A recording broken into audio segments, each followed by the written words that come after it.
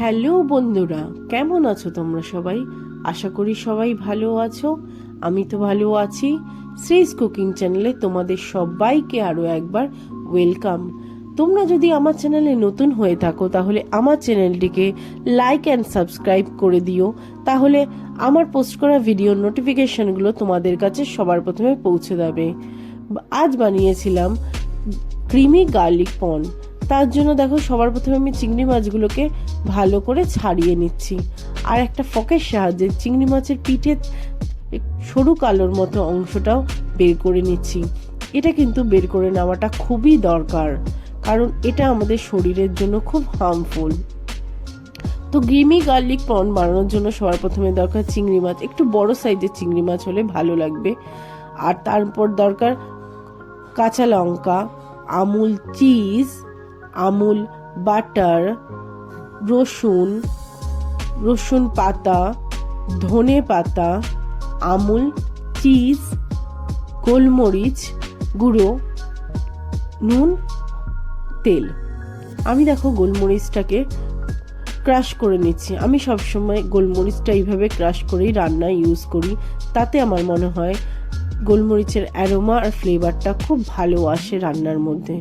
এরপরে দেখো চিংড়ি মাছগুলোকে মধ্যে আমি শুধুমাত্র নুন দিয়ে মাখিয়ে নেব, এতে হলুদ দেব না। এই রান্নাটায় হলুদ যায় না, তাই হলুদটা আমি ইউজ করব না। এই দেখো আমি নুন দিয়ে মেখে রেখে দিচ্ছি। এরপর রসুনগুলোকে কুচিয়ে নেব খুব ভালো করে। এখানে রসুন পেস্টটা কিন্তু ইউজ করব না, এরকম করে কুচিয়ে দিলে রসুনটা যখন মুখে পড়বে খুবই ভালো লাগে সেটা খেতে। তারপর এইভাবে রসুন পাতাটাও কুচিয়ে নেব। এরপর তেল গরম হয়ে গেলে আমি শুধুমাত্র নুন দিয়ে মাখিয়ে রাখা চিংড়ি মাছগুলো দিয়ে দেব। 3 থেকে 4 মিনিট পর্যন্ত নাড়াচাড়ার পর আমি চিংড়ি মাছগুলো তুলে নেব। চিংড়ি মাছগুলো বেশি ভাজবো না, নাহলে চিংড়ি মাছগুলো শক্ত হয়ে যায়, খেতে ভালো লাগে না। আর চিংড়ি মাছ সবসময় একটু কম ভাজাই ভালো। তারপর ওই তেলেই আমি বাটার দিয়ে নেব। বাটারটা মেল্ট হওয়ার পর রসুন কুচি এর মধ্যে দিয়ে নেব। রসুন কুচিও 3 থেকে 4 মিনিট পর্যন্ত হালকা ব্রাউন করে নিয়ে ভেজে নেব। বেশি করব না, না হলে এটাও পুড়ে যাবে, বাজে লাগবে তখন খেতে। তারপরে কুচিয়ে রাখা কাঁচা লঙ্কাগুলো দিয়ে দেব।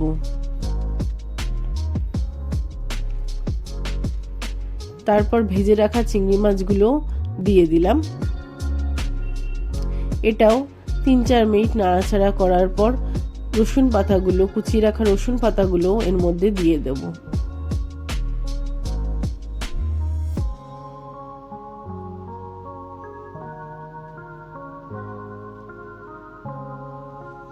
এরপর দেখো আমি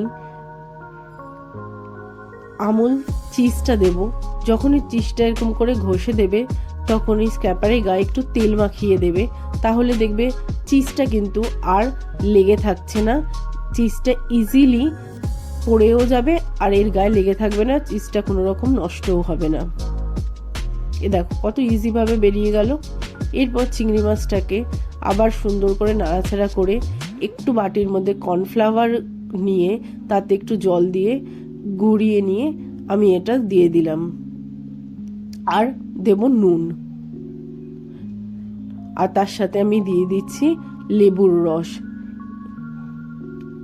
এরপর সমস্ত উপকরণগুলো ভালো করে মিশিয়ে মাখিয়ে নেব। আর রান্নাটা যখন করব, এটা যখন চিজ দেওয়ার পরেই কিন্তু অবশ্যই একদম ফ্লেমটাকে লো করে নিতে হবে। তারপর যতটুকু জল দরকার সেটুকু বুঝে তোমরা জল দিয়ে দেবে। আর আরেকটু বাটার আমার তখন মনে হলো দিলে ভালো হয়, তাই আরেকটু বাটার দিয়ে দিলাম। আর যখন এটা একটা ক্রিমি টেক্সচার হয়ে আসবে তখন এর উপরে ওই ক্রাশ করে রাখা গোলমরিচের গুঁড়ো দিয়ে দেবে। আর নামানোর আগে একটু ধনে পাতা দিয়ে দেবে, তাহলে ধনে পাতার ফ্লেভারটাও খুব ভালো আসবে।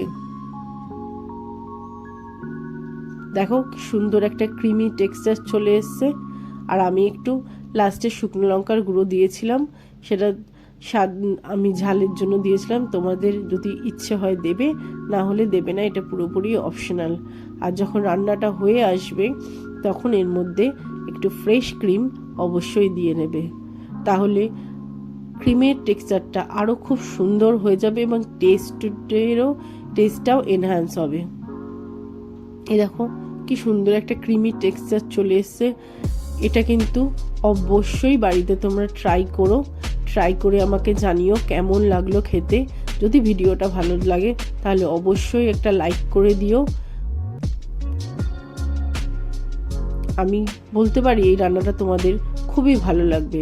আজকের মতন বাই, আবার দেখা হবে অন্য একটা রান্নার মাধ্যমে।